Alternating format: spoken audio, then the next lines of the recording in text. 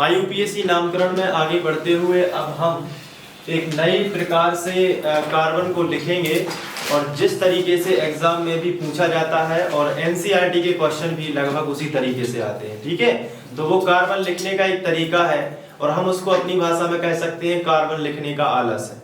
Carbon लिखने में आलस आ रहा है इसलिए अपन उस स्टाइल से लिखते हैं। असल में वो टाइम भी बचाता है। देखो कैसे, ये यहाँ पे 3 कार्बन हमने लिखे इस तरीके से। अब इसकी संयोजकता पूरी करने के लिए हमने यहाँ पे H जोड़ दिया, यहाँ पे H। कार्बन के चारों ओर कितने बॉन्ड हैं? 4। यहाँ पे देखो कार्बन के चारों ओर कितने बॉन्ड हैं? 4। यहाँ पे भी कितने बॉन्ड हैं? 4। अब इतना नहीं लिखना है तो हम बेसिक तौर पे इतना बना सकते हैं। इसमें यहाँ पे कार्बन है, यहाँ पे कार्बन है और यहाँ पे कार्बन है। हाइड्रोजन को नहीं बनाएंगे, हाइड्रोजन अपने आप संतुलित मानेंगे कि हाइड्रोजन है वहां पे और उतने ही हैं, संतुलित ही हैं, यानी कि हर कार्बन को 4 हाइड्रोजन मिल रहे हैं, ये मान के चलेंगे। तो ये कार्बन भी नहीं बनाएंगे, सीधा इस तरीके से त्रिभुज बना देंगे। इस प्रकार की जो श्रृंखला होती है वो बंद होती है। एक प्रकार से ऐसे बनाते थे CH3 CH2 CH3, ये खुली श्रृंखला है। कौन सी श्रृंखला है? ये खुली श्रृंखला। इसको ऐसे भी बना सकते थे, एक कार्बन फिर दूसरा कार्बन फिर तीसरा कार्बन, ये इस तरीके से, फिर चौथा कार्बन, 5वां कार्बन। ये बंद तो नहीं है ना? अगर इसको इस तरीके से बंद कर दे, एक कार्बन फिर दूसरा कार्बन फिर तीसरा, इस तरीके से बंद कर देंगे तो ये कौन सी हो जाएगी? बंद हो जाएगी। इसमें कितने कॉर्नर बनेंगे? 3। तो एक कार्बन यहाँ रहेगा, एक कार्बन यहाँ रहेगा और एक कार्बन यहाँ, तो कितने हो गए टोटल? 3। और 3 कार्बन को क्या कहते हैं? प्रोप। 3 कार्बन क्या कहते हैं? प्रोप। और सिंगल बॉन्ड को क्या कहेंगे? तो हो जाएगा प्रोपेन, लेकिन बंद श्रृंखला है तो इसलिए हो जाएगा साइक्लोप्रोपेन। अब आज हम इसी को पढ़ने वाले हैं, तो एक एक करके आप सभी चीजें अच्छे से देखते चलिए। ठीक है, तो शुरुआत करें। सबसे पहले त्रिभुज से ही शुरुआत करते हैं। तो आज हम इसी तरीके की श्रृंखलाएं पढ़ने वाले हैं। देखिए यहाँ पे जैसे ये बना, ये एक त्रिभुज आप देख रहे होंगे, लेकिन इस कॉर्नर पे भी एक कार्बन है, इस वाले कॉर्नर पर भी एक कार्बन है और यहां पर भी एक कार्बन है। टोटल कितने कार्बन हो गए?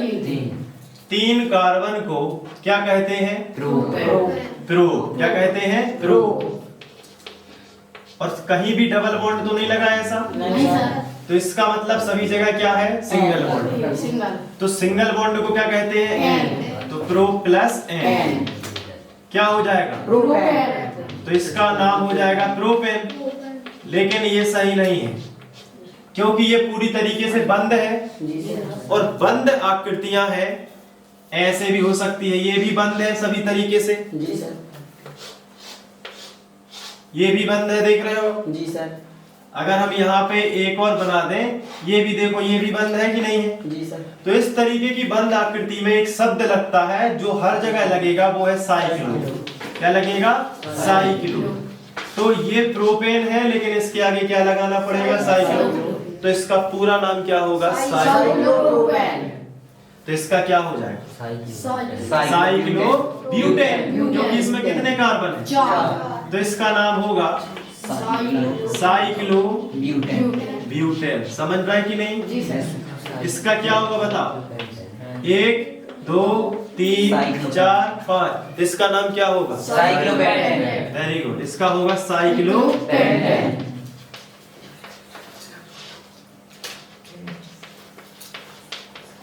अब जैसे इस तरीके से बना दिया तो इसका नाम क्या होगा? साइक्लोहेक्सेन। साइक्लोहेक्सेन।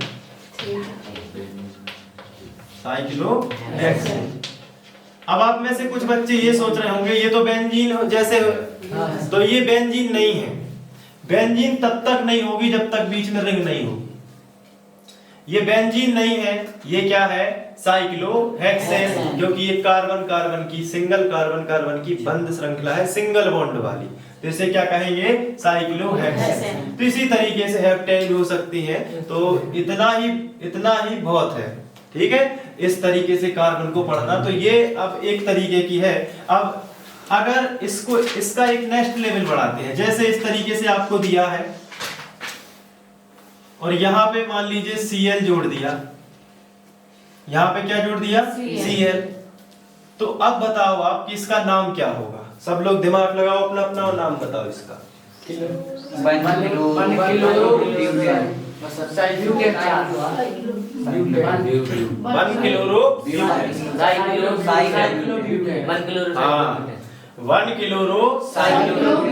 ऐसा इसलिए है क्योंकि यहाँ पे कार्बन है, यहीं से साका, तो यहाँ पे नंबर आएगा 1।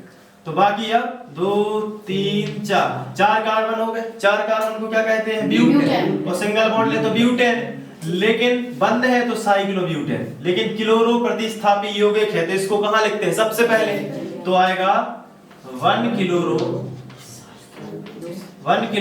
फिर क्या आएगा, साइक्लोब्यूटेन। 1 chloro cyclobutane. आया समझ में कि नहीं बताओ।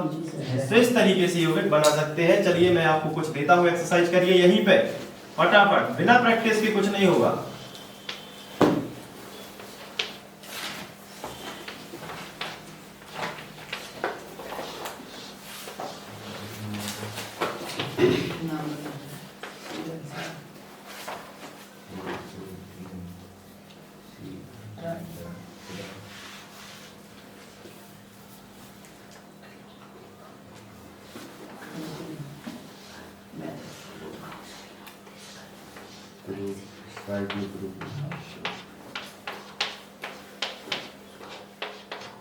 चलिए बनाइए इन सभी का।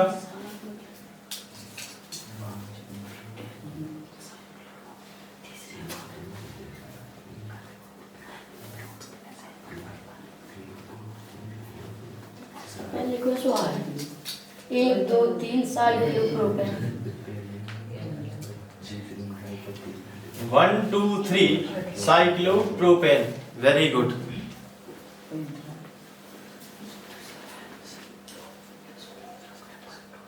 कहीं से भी कर सकते हैं उसमें नामांकन, कोई दिक्कत नहीं है। हाँ, क्योंकि वो तीनों जगह क्लोरीन जुड़ा है।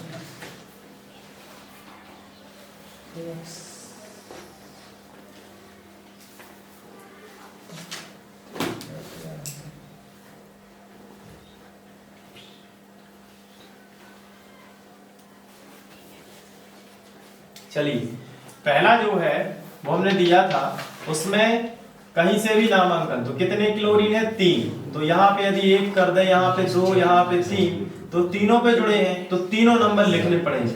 तो पहले का जो आंसर है वो आएगा 1, यहाँ पे लिख देते हैं 1 2 3। अब कितने क्लोरीन, 3, तो ट्राई क्लोरो आएगा। क्या आएगा, ट्राई क्लोरो। इसके बाद ये 3 कार्बन भी है यहाँ पे, तो इसको बस त्रिभुज को क्या बोलते हैं, साइक्लोप्रोपेन। क्या बोलते हैं, साइक्लोप्रोपेन। त्रिभुज को साइक्लोप्रोपेन, चतुर्भुज को साइक्लोब्यूटेन। तो इसको लिखेंगे साइक्लोब्यूटेन प्रोपेन, साइक्लोप्रोपेन। ये बताओ आपको समझ में आया, कोई दिक्कत तो नहीं है इसमें। अब ये देखो तुम्हारा सही है, ठीक है। अब ये देखो इसमें नंबरिंग कहां से करेंगे, ब्रोमीन से करेंगे। पहले ही बता चुकी, तो ब्रोमीन पहले आता क्योंकि एबीसीडी में, क्लोरीन बाद में आता। तो 1 2 3 4, तो 1 ब्रोमो, फिर क्या होगा 2 क्लोरो,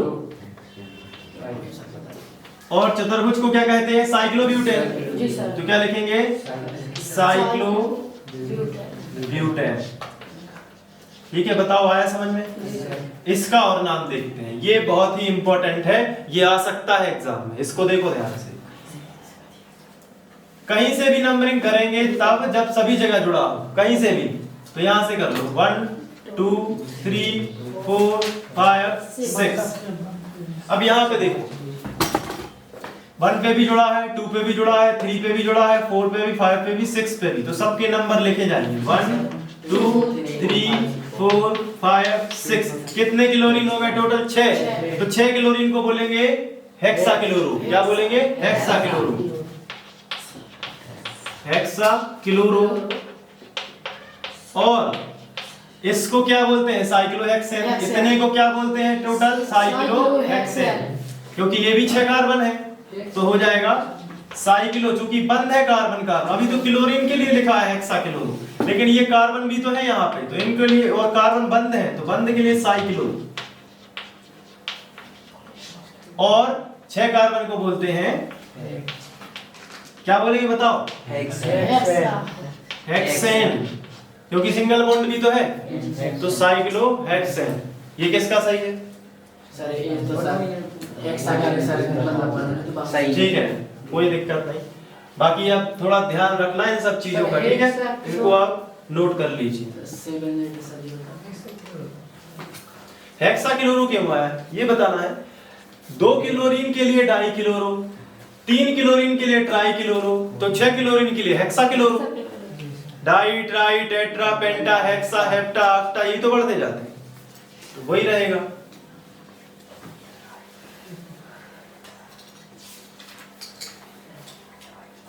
चलिए अब आगे बढ़ते हैं।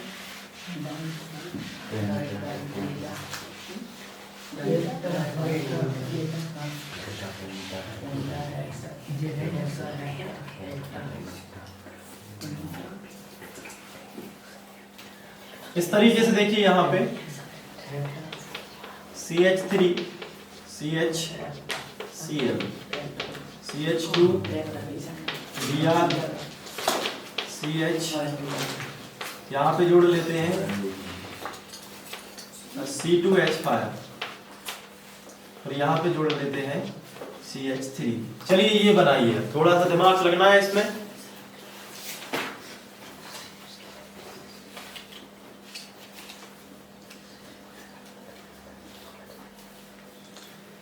IUPAC के नियम के अनुसार सबसे लंबी श्रृंखला का चयन करना है सबसे पहले। यहाँ पे एक बार चेक करें, 1 2 3 4 1 2 3 4 2 3 4, ठीक है? और सही है। Br के यहाँ पे CH2, यहाँ पे एक कार्बन, यहाँ पे एक हाइड्रोजन, ठीक है? ओके, सही है।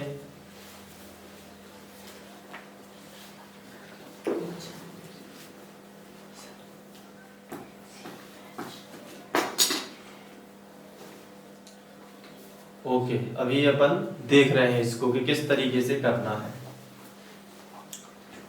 कुछ बच्चे बता रहे हैं मुझे कि कैसे बताया है, कैसे इन्होंने श्रृंखला बनाई है।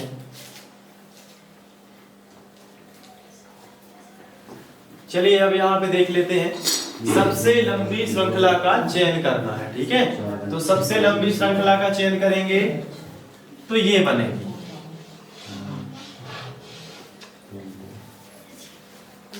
क्यों बनेगी अब इसको देख लेते हैं। क्योंकि इसमें सबसे ज्यादा कार्बन है, 2 कार्बन यहाँ पे है कि नहीं है? सबने यहाँ पे बनाई हो जी सर, इसलिए ये थोड़ा सा चेक कर लिया करो क्योंकि कार्बन ज्यादा है। अब ये चीज इस तरीके से लिख देते हैं, यदि हम CH2 CH3 इसी में आगे, तो आप इसको चुन लेते। जी सर। अब ये समेट के हमने यहाँ लिख दिया तो आप भ्रमित हो गए। ऐसे ही तो एग्जाम में आ जाता है, समझना कि नहीं? तो यहाँ पे C2H5 जो है 2 कार्बन के बराबर है, तो 2 फिर यहाँ से 3 आएगा, 2 कार्बन तो यही हो जाएंगे, फिर 3 4 5 6, तो 6 कार्बन की सबसे लंबी चेन ये होगी। क्योंकि यहाँ पे कितने मिलेंगे नीचे जाने से? 1 2 3 4 5 कार्बन बस मिलेंगे। यहाँ पे कितने मिलेंगे? 6, 1 2 3 4 5 6। होगा कि नहीं होगा? तो चलिए अब इसका नामांकन इस हिसाब से पहले लंबी चेन बनाओ, फिर नामांकन करो। आप ही लोग करो पहले।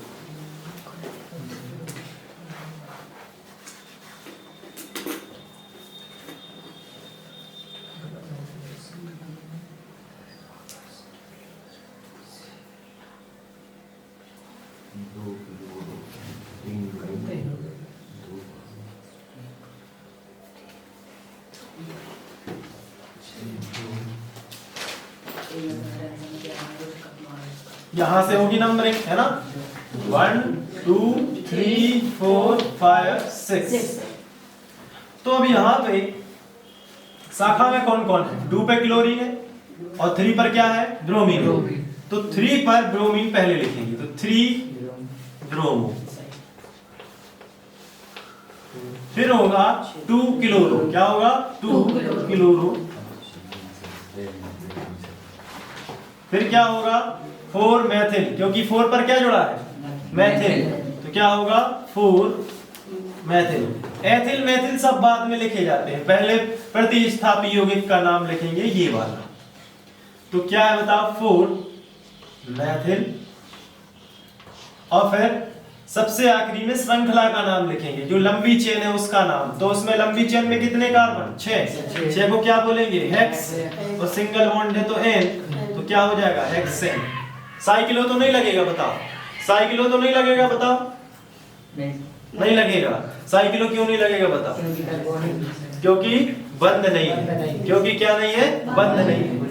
बंद होती अगर तो साइक्लो लगा देते। ठीक है, तो इस तरीके से आप इसको कर सकते हैं। चलिए एक और हम यहाँ पे दे रहे हैं आपको।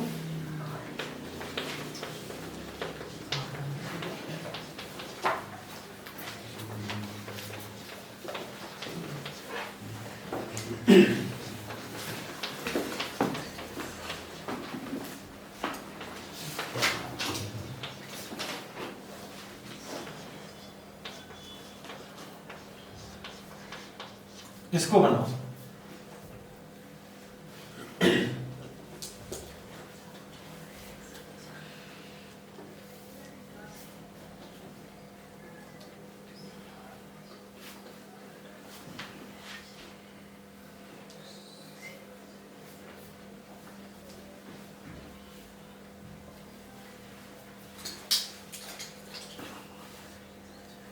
IUPAC के नियम के अनुसार आपको चलना है और सबसे लंबी श्रृंखला का चयन करना है।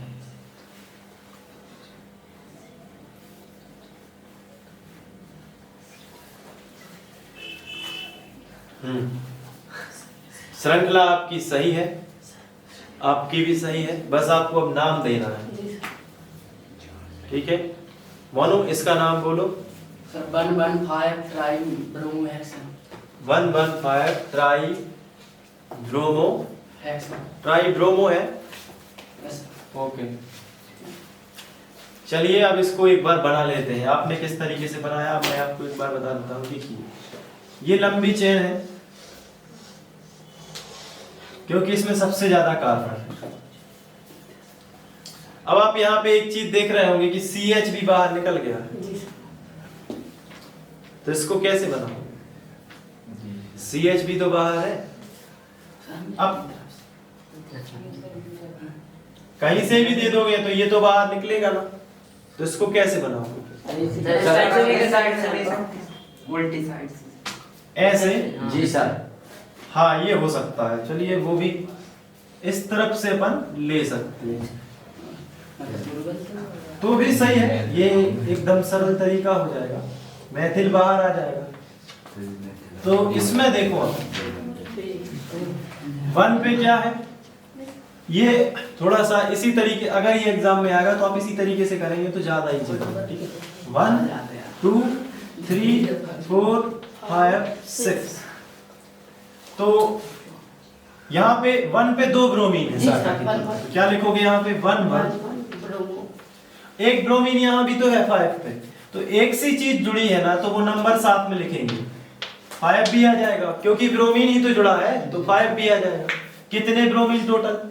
3 ब्रोमीन को क्या कहेंगे? ट्राई। तो 115 ट्राई ब्रोमो।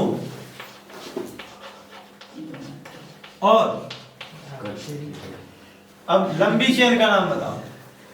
6 करोड़ के लिए क्या बोल सकते हैं? तो सिंगल बॉन्ड को तो हेक्सेन हो जाएगा। सबका सही है? वेरी गुड, तुम्हारा भी सही है। यहाँ पे मैथिल रह गया होगा सर 2 मैथिल। तो यहाँ पे 115 ट्राई ब्रोमो और 2 मैथिल है ना, मैथिल। और ये यहाँ पे मेरी नजर नहीं गई वहां पे 2 मैथिल। और फिर 6 को क्या बोलेंगे? हेक्स। और सिंगल बॉन्ड है तो क्या? तो हेक्सेन हो जाए। तो 2 मैथिल भी आएगा क्योंकि यहाँ पे मैथिल भी तो है। तो इस तरीके से आपको ये करना है। चलिए, बहुत सारी प्रैक्टिस अपनी हो चुकी है। अब 4 और मैं श्रृंखला आपको दे रहा हूं, ये आपको घर पे करना है। 4 और आप लिख लीजिए बस। इसके बाद हम लोग क्रियात्मक समूह के साथ IUPAC और डबल बॉन्ड और ट्रिपल बॉन्ड पढ़ेंगे, ठीक है। जी सर।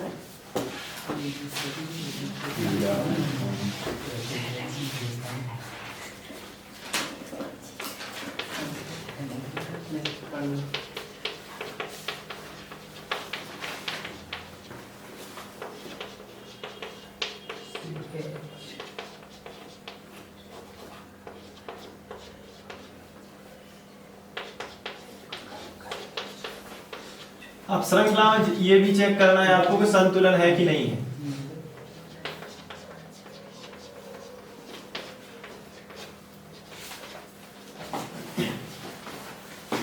ये अलग है इससे।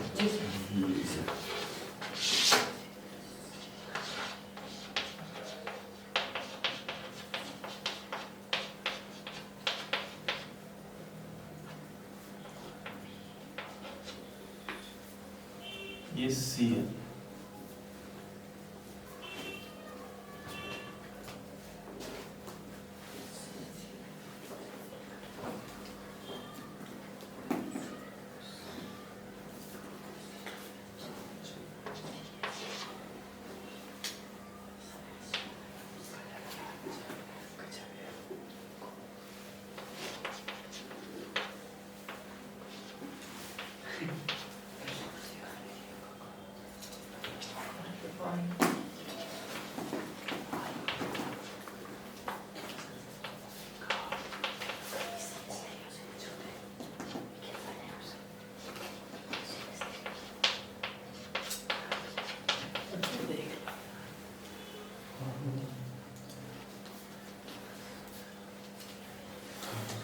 यहाँ पे Cl लिखा है चिलोरी, और यहाँ पे 1 2 3 4, यहाँ पे CH3, यहाँ पे 3 कर देते हैं, ठीक है, करेक्ट कर लेना।